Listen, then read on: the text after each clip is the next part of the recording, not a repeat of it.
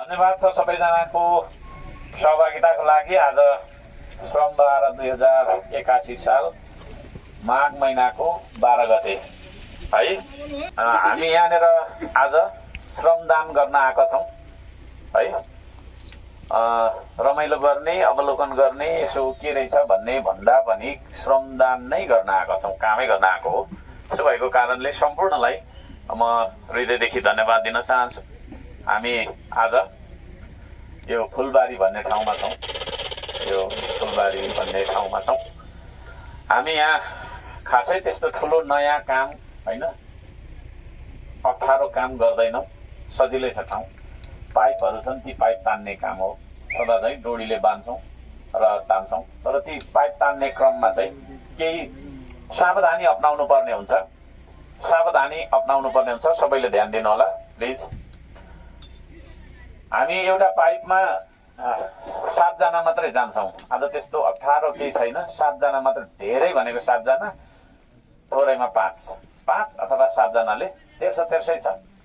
यो साइडमा आइपुग्दा चाहिँ यहाँदेखि अलिकति तलतिर अलिकति के अरे अप्ठ्यारो छ, ध्यान दिउँ है। यहाँदेखि अलिकति अप्ठ्यारो छ, यतातिर चाहिँ सजिलै छ। हामीले डोरी कसरी बान्ने, कति लामो बान्ने भन्ने अगुवाई गर्ने साथीहरू पुरानो श्रमदाताले सिकाउनु होला, नयाँलाई आउँदैन त्यो। त्यसले गर्दा पुरानोले सिकाउने हो है। पुरानो श्रमदाताहरूले सिकाउनु होला कहाँ कस्तो कसरी हिँड्ने भन्ने कुराहरू। मैले यहाँ भनेको कुराले मात्रै पनि नपुग्न सक्छ, ठाउँ ठाउँमा हामीले भनिरहनु पर्छ। हामीले चाहिँ नि पाइप तान्दै जान्छौँ। त्यस्तो भिरालो ओह्रालो यतातिर छैन, उपरतिर थियो, अलिकतिर पनि अलिअलि छ है। अब त्यस्तो खास छैन, तर पाइप तान्दै गर्दाखेरि पाइप चाहिँ छोडेर सुइलकाइ पठाउन पाइँदैन, त्यो तलतिर जान सक्छ, अरूलाई लाग्न पनि सक्छ। हिँड्दाखेरि ढुङ्गा पल्टाउन पाइँदैन खुट्टाले होइन, एकदम सावधानीपूर्वक हिँड्ने हो। त्यति अप्ठ्यारो ठाउँ छैन, यहाँनिर चाहिँ अलिकति अप्ठ्यारो छ। अप्ठ्यारो ठाउँमा चाहिँ पुराना श्रमदाता, विशेष गरी छोरा मान्छेहरूले है, जाम हुने बित्तिकै किन जाम भयो भनेर अगाडि गइहाल्ने। जाम छ, म चाहिँ यहीँ छु भनेर त्यो 1 घन्टा पर्खेर हुँदैन। मैले भनिरहेको छु, पुराना श्रमदाताहरूले जो चाहिँ लिड गर्नुहुन्छ, तपाईँहरूले जाम हुने बित्तिकै अगाडि गइहाल्नु। कहाँ के जाम भयो, त्यहाँ नयाँ मान्छेले जानेन कि सकेन कि हेल्प गरिहाल्नुपर्छ है। यो चिज हो। एउटा पाइपमा हामी 7 जना, म्याक्सिमम 7 मात्रै जान्छौँ। त्यो गर्नुपर्छ, जनरल काउन्ट गर्नुपर्छ। र पाइप लाँदै गएपछि तपाईँको चाहिँ नि सुरुमा चाहिँ रहर गरेर जाने, अनि बिचमा पुगेर चाहिँ अप्ठ्यारो रहेछ भनेर फर्किन पाइँदैन। र मैले यहाँ ब्यानरहरू केही देखिरहेको छु। विदाउट ब्यानर दिनै पनि यहाँहरू आउनुभएको छ। एकछिन त्यो फ्यार बन्द गर भाइ। माथिल्लो फोकल्यान्ड टोल विकास संस्था धरान 17बाट ब्यानर एउटा धन्यवाद। नेपाल किराँत कुलुङ भाषा संस्कृति उत्थान सङ्घ धरान 5 जिल्ला कार्य समिति, जिल्ला समन्वय समिति धरान 5 भन्ने ब्यानर पनि हामी देखिरहेका छौँ। धन्यवाद छ सबैजनालाई। तल्लो फोकल्यान्ड टोल विकास संस्था धरान 17 डाँफे मार्गबाट पनि आउनुभएको छ, उहाँहरूलाई धन्यवाद। खोटाङ सेवा समाज धरान 5बाट आउनुहुनेहरूलाई पनि धन्यवाद दिन चाहन्छु। भने national life insurance company limited Dharan शाखा सुनसरीबाट पनि आउनुहुनेहरूलाई श्रमदाताहरूलाई धन्यवाद दिन चाहन्छु। खैरेनी टोल विकास संस्था धरान 17लाई हामी धन्यवाद दिन चाहन्छु। भने तल्लो उदय इन्द्रेणी मार्ग साथै नमुना टोल विकास संस्था धरान 17बाट आउनुहुनेहरूलाई धन्यवाद दिन चाहन्छु। नागरिक समाज धरान 13 धन्यवाद र ब्यानर दिनै तपाईँहरू आउनुभएको सम्पूर्णलाई हृदयदेखि धन्यवाद दिन चाहन्छु।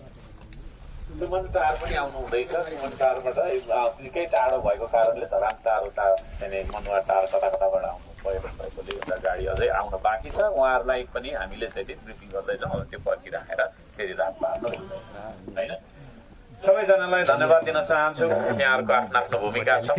हामीसँग फर्स्ट एडमा पनि हुनुहुन्छ हाम्रो चाहिँ तिलोचनजी र यता चाहिँ हाम्रो के अरे अजितजी, उहाँहरूलाई पनि धन्यवाद दिन चाहन्छु। र धेरैजना हामी छौँ यहाँ, धेरै काम गर्नुपर्छ होइन, धेरै काम गर्नुपर्छ। धेरैजना भएपछि धेरै नै काम गर्नुपर्छ। लगभग यी सम्पूर्ण पाइपहरू हामी रुटमा बिछाउँदैछौँ र अगुवाई गर्ने साथीहरूले अगुवाई गर्नु नै हुनेछ।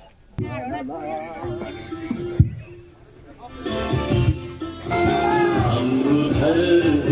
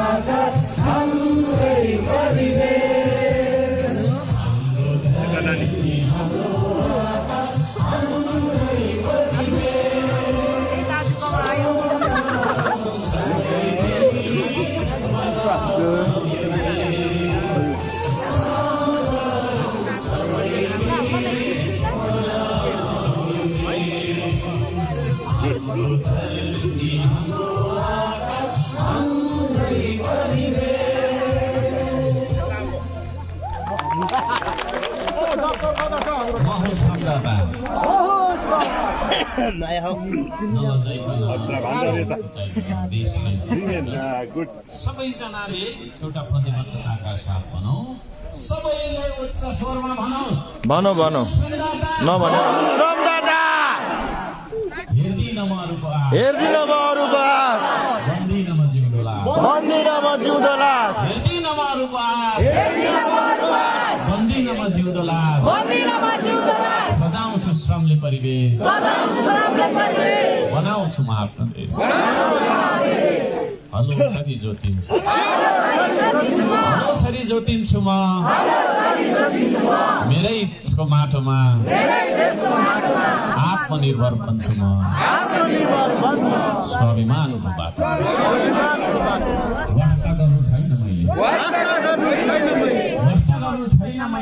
वास्ता गर्नु छैन मैले कसले मलाई के भन्छ छैन मैले आशा हेर्नु छैन मैले कसले मलाई के दिन्छ ऐना हेर्दा जो देखिन्छ उही हो देश बनाउने ऐना हेर्दा जो देखिन्छ उही हो देश बनाउने आफ्नो देश बनाउनु छ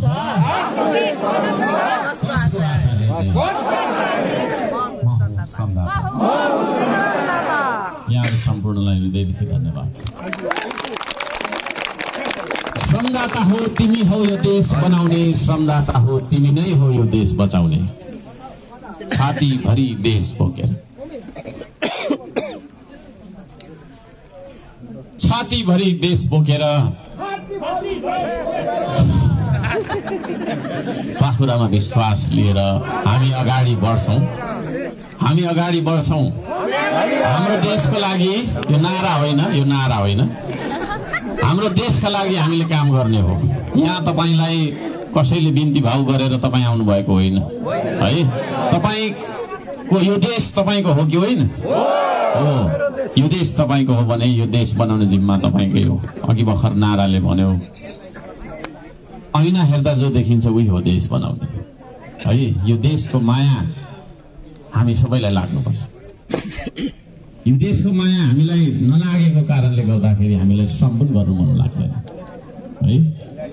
यो श्रमदान अभियान भनेको वास्तवमा पानी लगेर खाने, ढुङ्गा बोक्ने भन्ने मात्रै होइन। यो देशप्रतिको अथाह माया जुन हाम्रो मनमा छ नि,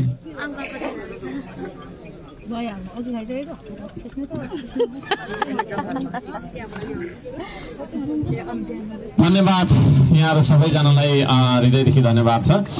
हामी के अरे अघि मैले भनेको सेफ्टी ब्रिफिङलाई याद गर्ने, त्यो अनुसार काम गर्नुपर्छ। र अब यो डोरीहरू बाँध्ने कामहरू सबैले गरौँ होला। चिया कता छ भने